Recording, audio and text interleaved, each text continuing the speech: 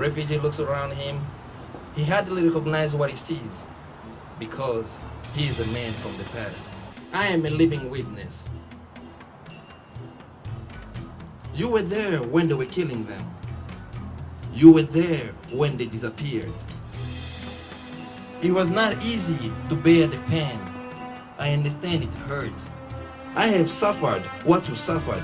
I endured the pain that you endured. I believe in God, love, peace, and forgiveness. I have moved on so long now, and so you should. I am a living witness. The war in my country started in 1996 with the Rwandese genocide in '94 that forced a lot of Hutus in my country. The Rwandese government was so threatened by that and thinking that one day the Hutus would go back to Rwanda. So they had a plan of coming into the Congo and push the Hutus away from Rwanda so they would feel safe.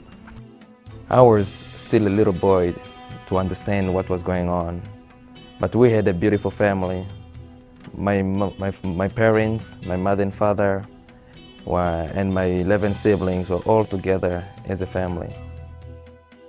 These Rwandese came and broke into colleges and boarding schools and places and start grabbing young kids, and they finally get to my school. But we looked through the window and children were running up and down just screaming. Once we moved out, we saw a lot of trucks, military trucks, and we jumped the fence and just kept running when other kids were being shot and bullets everywhere.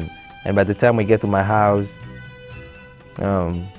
we found my whole house was vandalized, and there was nobody in the house.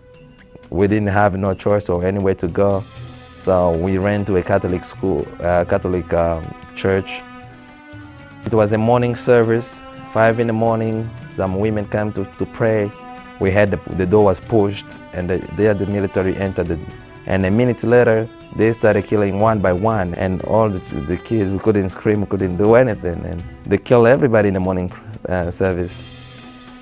And seeing all these, the priest at the church was kind of discouraged, and he told us that we can't stay there anymore, or else they'll come back and next time it will be us. Then we had to run, and that's how I left Congo entirely with my 4 friends. It took us weeks to get to Tanzania. We got in Tanzania, we kept walking through the forest. We walked weeks and weeks and weeks, and we got separated in Zimbabwe in the forest. I lost one of them again. He died from starvation in the forest of Zimbabwe. When we were drinking water, he just passed away right there. We left him in the forest. And so I had to go continue the journey alone. Once I got interviewed by United Nations and then placed in a refugee camp, a Tongogaro refugee camp in Zimbabwe. It was like a 100 to 200 meters square camp, which had about 500 refugees by then. And people were enclosed in that small camp, and you can't go anywhere. Your whole future is just blocked on that one day that you wake up and start living. Doing soccer in the camp was the only thing that helped us to survive. He forgets all the problems that he had. His whole mind concentrates on that round ball. His all problems goes away, and every part of his body looks at the game. And that's the only problem, the times that you feel happy and joyous. United States of America had to come and get some people out of Zimbabwe.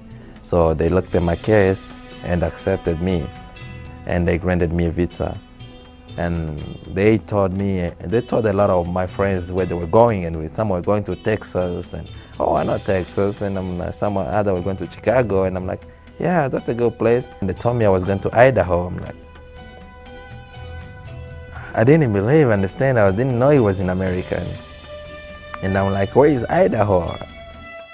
My family disappeared, and then I started trying to find them, and then finally I connected with them in Rwanda. And they called me, and that was my first time to talk to my mother, who wouldn't even talk to me because she was so happy. She just screamed on the phone. and I just also couldn't do anything. So it was a great feelings I've ever had in many years, which was my prayer, but I never thought it would ever come true, but it did. People in here have, sometimes people want to make a big impact. They think that helping refugees or helping the situation around the world is, you just need to be a president. You may realize that helping one person, one single person can make a big difference. Like I believe that in the whole world, if every single person cared, no matter you have less or more, and just trying to make a difference, not for yourself, but in somebody's life, the whole world will be safe right now.